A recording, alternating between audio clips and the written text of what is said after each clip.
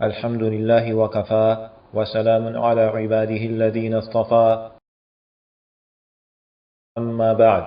محترم سامعین، یہ ضروریات دین کورس کا سبق نمبر 80 ہے، جس کا موضوع ہے آداب معاشرت اور حقوق العباد۔ یہ اس موضوع کا دوسرا حصہ ہے۔ یہ سبق 14 نکات پر مشتمل ہے۔ نمبر 1، معاشرت درست کرنا کیوں ضروری ہے؟ حضرات محترم، رہن سہن اور میل جول کے آداب اگر معلوم نہ ہوں یا ان پر عمل نہ ہو تو ہمارا دین ادھورا رہتا ہے۔ معاشرت کی درستگی معاملات کی درستگی سے بھی زیادہ ضروری ہے۔ معاملات کی خرابی کا اثر زیادہ تر دوسرے کے مال پر ہوتا ہے، اور معاشرت کی خرابی کا اثر دوسرے کے دل پر ہوتا ہے، اور دل پر جو اثر ہوتا ہے وہ مال کے اثر سے زیادہ تکلیف دہ ہوتا ہے۔ مثلا ایک آدمی ہمارے پاس آیا اور ہم نے اس سے اچھے طریقے سے بات نہیں کی، اس سے اس کا دل دکھا، تو یہ ہماری معاشرت کی خرابی ہے۔ یا ہم نے والدین کو تکلیف پہنچائی تو یہ بھی ہماری معاشرت کی خرابی ہے۔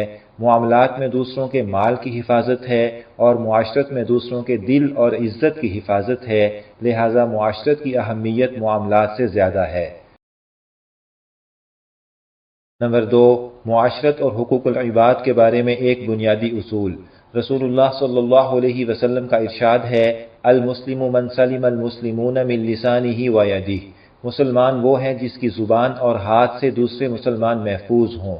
مطلب یہ کہ جو دوسرے کو تکلیف پہنچاتا ہے وہ پورا مسلمان نہیں، اس کے دین میں بہت کمی ہے۔ صحیح معنی میں مسلمان تو وہی ہے جو دوسروں کو تکلیف نہ پہنچائے۔ اس حدیث سے ہمیں معاشرت اور حقوق العباد کے بارے میں ایک بنیادی قاعدہ معلوم ہوتا ہے کہ ہماری بول چال اور رویے میں کوئی ایسی چیز نہ آئے جس سے دوسرے کو تکلیف پہنچے، یعنی کسی کو ایسی تکلیف نہ پہنچے جو شریعت کی نظر میں معتبر ہو۔ دوسرے کے ساتھ حسن سلوک کا کم از کم درجہ یہ ہے کہ اسے کوئی تکلیف نہ پہنچائی جائے، اور اعلیٰ درجہ یہ ہے کہ دوسرے کو راحت پہنچائی جائے۔ نمبر 3، کھانے پینے کے آداب۔ کھانے سے پہلے اور بعد میں دونوں ہاتھ دھونے چاہیے۔ کھانے سے پہلے دھو کر تولیے وغیرہ سے نہ پونچھے اور بعد میں پونچھ لے۔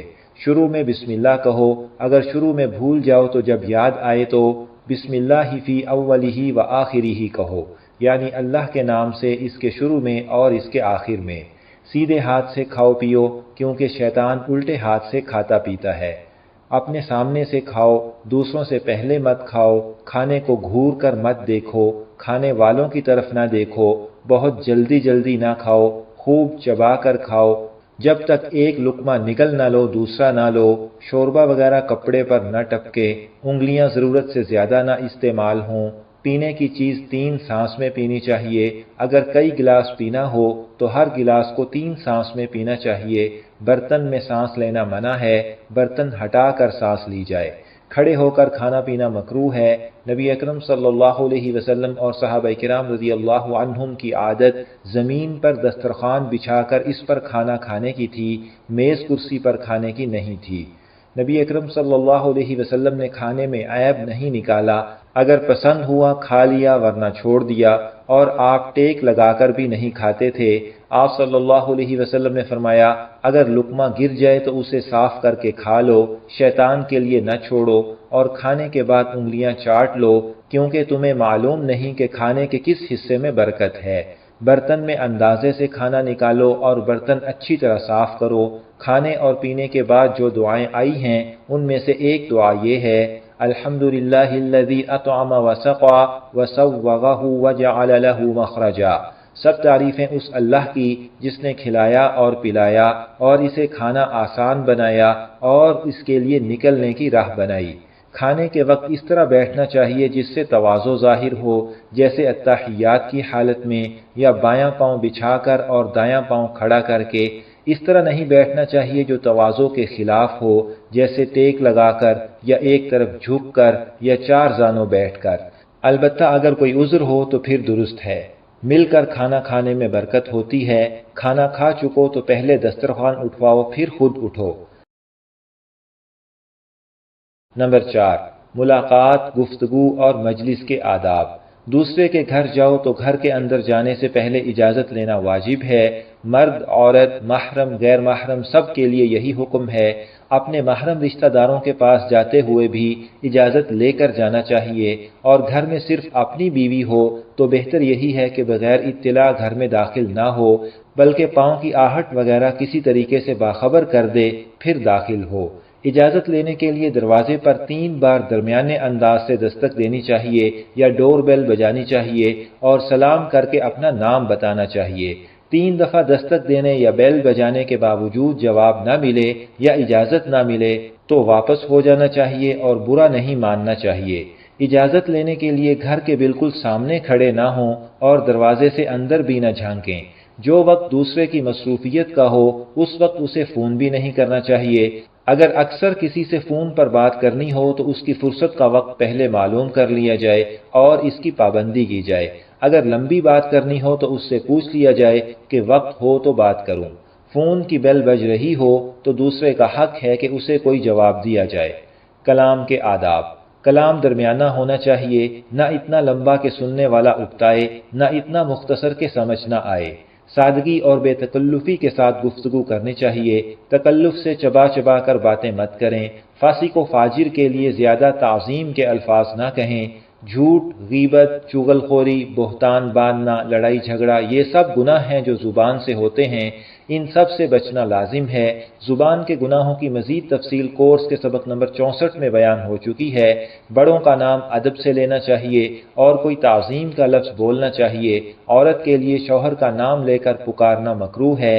جو آداب بولنے کے ہیں، خط اور تحریری پیغام کے بھی وہی آداب ہیں۔ مجلس کے آداب: بلا ضرورت راستے کے کنارے مجلس نہ لگاؤ۔ اگر کوئی مجبوری ہو تو راستے پر مجلس لگانے کی صورت میں دوسروں کے حقوق کا خیال رکھو۔ مجلس میں کسی کو اس کی جگہ سے اٹھا کر خود اس کی جگہ نہ بیٹھو۔ جو شخص اپنی جگہ سے اٹھ کر چلا گیا اور جلدی واپس آ کر بیٹھنے کا ارادہ رکھتا ہو وہ جگہ اسی کا حق ہے، دوسرے کو وہاں نہ بیٹھنا چاہیے۔ 2 شخص مجلس میں اکٹھے بیٹھے ہوں تو ان کی اجازت کے بغیر ان کے درمیان نہ بیٹھو۔ مجلس میں 3 آدمی ہوں تو ان میں سے 2 تیسرے کو چھوڑ کر آپس میں سرگوشی نہ کریں، اور اسی حکم میں یہ صورت بھی داخل ہے کہ 2 ایسی زبان میں گفتگو کرنے لگیں جو تیسرے کو نہ آتی ہو۔ جو شخص تم سے ملنے آئے اس کے لیے اپنی جگہ سے ذرا ہٹ جاؤ اگرچہ مجلس میں گنجائش ہو، کیونکہ اس میں اس کا اکرام ہے۔ کسی کی پشت کی طرف نہ بیٹھو اور نہ کسی کی طرف پشت کر کے بیٹھو۔ مجلس میں جہاں جگہ ملے بیٹھ جاؤ، یہ نہیں کہ تمام حلقہ پھان کر ممتاز جگہ پہنچو۔ مجلس میں ناک بھویں چڑھا کر مت بیٹھو، حاضرین سے ہنستے بولتے رہو، جو باتیں ہوں ان میں شریک رہو مگر گناہ کی بات نہ ہو، اور مجلس میں کسی کی طرف پاؤں نہ پھیلاؤ اور جمائی کو حتی الامکان روکو، اگر نہ رکے تو منہ ڈھانک لینا چاہیے۔ نمبر 5، چلنے، بیٹھنے، لیٹنے اور سونے کے آداب۔ محترم سامعین، نبی اکرم صلی اللہ علیہ وسلم تواضع کے ساتھ چلتے تھے، تکبر کے ساتھ اکڑ کر نہیں چلتے تھے، پاؤں اٹھا کر چلتے تھے، گھسیٹ کر نہیں چلتے تھے اور ذرا تیز چلتے تھے۔ عاجزی اور تواضع کے ساتھ بیٹھنا چاہیے۔ 4 زانوں بیٹھنا اگر تکبر کے طور پر نہ ہو تو اس میں کوئی حرج نہیں۔ سونے سے پہلے وضو کرنا، دونوں آنکھوں میں 3 سلائیاں سرما لگانا، کنگھی کرنا اور بستر جھاڑنا چاہیے، اور دائیں کروٹ پر قبلہ کی طرف منہ کر کے لیٹنا چاہیے، اور دایاں ہاتھ رخسار کے نیچے رکھ لینا چاہیے، اور الٹا لیٹنا منع ہے۔ نمبر 6، متفرق آداب۔ نمبر 1، وعدہ سوچ کر کرنا چاہیے اور پورا کرنا چاہیے۔ وعدہ خلافی کرنے کو حدیث شریف میں منافق کی خصلت قرار دیا گیا ہے۔ انشاءاللہ کہنے سے وعدہ ختم نہیں ہو جاتا بلکہ وعدہ ہی رہتا ہے۔ سفارش در حقیقت مشورہ ہوتی ہے، مخاطب پر اسے ماننا لازم نہیں ہو جاتا۔ جس سفارش میں خطرہ ہو کہ مخاطب پر ایسا بوجھ ہوگا کہ وہ اس کے خلاف نہیں کر سکے گا، ایسی سفارش کرنا جائز نہیں، اور مشورے کے آداب کورس کے سبق نمبر 36 میں بیان ہو چکے ہیں۔ نمبر 2، نبی اکرم صلی اللہ علیہ وسلم کا ارشاد ہے، رات کو برتن ڈھانک دو، کیونکہ سال میں ایک رات ایسی ہے جس میں وبا نازل ہوتی ہے، اور جو برتن ڈھکا ہوا نہ ہو اس میں وبا کا کچھ حصہ داخل ہو جاتا ہے۔ اور ارشاد ہے، رات کو بسم اللہ پڑھ کر گھر کے دروازے کو تالا لگاؤ، کیونکہ شیطان ایسے دروازے کو کھول نہیں پاتا۔ نمبر 7، بہن، بھائی اور دیگر رشتہ داروں کے حقوق۔ بڑا بھائی والد کی طرح ہے اور چھوٹا بھائی اولاد کی طرح ہے، بڑی بہن والدہ کی طرح ہے اور چھوٹی بہن اولاد کی طرح ہے۔ اسی طرح باقی رشتہ داروں کے بھی حقوق ہیں۔ اپنے قریبی عزیز اگر کھانے کمانے کی قدرت نہ رکھتے ہوں تو اپنی گنجائش کے موافق ان کی مالی امداد کرنی چاہیے، کبھی کبھار رشتہ داروں سے ملتا رہے، اگر ان سے کوئی تکلیف پہنچے تو برداشت کرے۔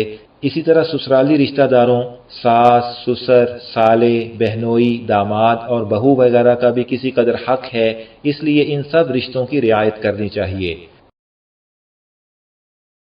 نمبر 8، استاد شاگرد اور پیر مرید کے حقوق۔ استاد اور پیر والد کی طرح ہیں، لہٰذا ان کے ادب اور فرما برداری میں پوری کوشش کرنی چاہیے اور انہیں تکلیف پہنچانے سے بچنا چاہیے۔ شاگرد اور مرید اپنی اولاد کی طرح ہیں، لہٰذا اپنی اولاد کی طرح پوری شفقت اور دلسوزی سے ان کی تعلیم و تربیت کرنی چاہیے۔ نمبر 9، پڑوسی کے حقوق۔ ایک تو گھر کا پڑوسی ہے اور ایک سفر میں گھر سے یا راستے میں تھوڑی دیر کے لیے ساتھ ہو جانے والا ہے، یہ دونوں بھی ایک قسم کے پڑوسی ہیں۔ ان سب کا خاص حق ہے کہ ان کی راحت کو اپنی راحت پر مقدم رکھا جائے اور انہیں تکلیف نہ پہنچائی جائے۔ نمبر 10، عام مسلمانوں کے حقوق۔ حضرت محترم رسول اللہ صلی اللہ علیہ وسلم کا ارشاد ہے، اللہ کے بندو بھائی بھائی بن جاؤ، اور ارشاد فرمایا، مسلمان باہمی الفت اور محبت میں ایک جسم کی طرح ہیں، اگر ایک حصے کو تکلیف ہو تو سارے جسم تک اس کا اثر پہنچتا ہے۔ اس سے معلوم ہوا کہ ہر مسلمان کو اپنے مسلمان بھائی کی خیر خواہی اور ہمدردی میں کوئی کمی نہیں کرنی چاہیے اور اس کی تکلیف دور کرنے کی ہر ممکن کوشش کرنی چاہیے، اور مسلمان بھائی ہونے کے علاوہ اگر کوئی اور تعلق بھی ہو تو اسی لحاظ سے حقوق بڑھتے جائیں گے۔ نمبر 11، غیر مسلموں کے حقوق۔ کسی غیر مسلم کو بلا وجہ کوئی تکلیف نہ دی جائے اور مصیبت، بھوک اور بیماری میں اس کی مدد کی جائے۔ شریعت کی مقرر کی ہوئی کوئی سزا اسے دینی ہو تو اس میں بھی ظلم اور زیادتی نہ کی جائے۔ نمبر 12، جانوروں کے حقوق۔ کسی جانور کو بلا وجہ قید نہ کریں اور نہ بچوں کو اس کے والدین سے جدا کریں۔ جن جانوروں سے ہمارا کوئی نفع ہے انہیں بھی صرف مشغلے کے طور پر قتل نہ کریں۔ جو جانور اپنے کام میں ہوں ان کے کھانے پینے اور آرام کا پورا خیال رکھیں، ان کی قوت سے زیادہ کام نہ لیں اور نہ حد سے زیادہ ماریں۔ جس جانور کو ذبح کرنا ہو یا موذی ہونے کی وجہ سے قتل کرنا ہو، تیز اوزار سے جلدی کام تمام کر دیں، تڑپائیں نہیں۔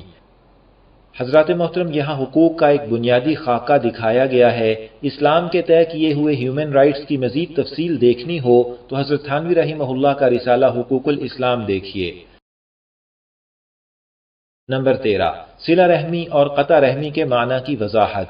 صلہ رحمی کے معنی ہے رشتہ داروں کے حقوق ادا کرنا اور ان سے اچھا سلوک کرنا، اور رشتہ داروں سے بدسلوکی کو قطع رحمی کہتے ہیں۔ صلہ رحمی واجب ہے اور قطع رحمی حرام ہے۔ صلہ رحمی کے حکم میں دور نزدیک کے سب رشتہ دار شامل ہیں، البتہ قریبی رشتہ داروں کا دور والوں سے زیادہ حق ہے۔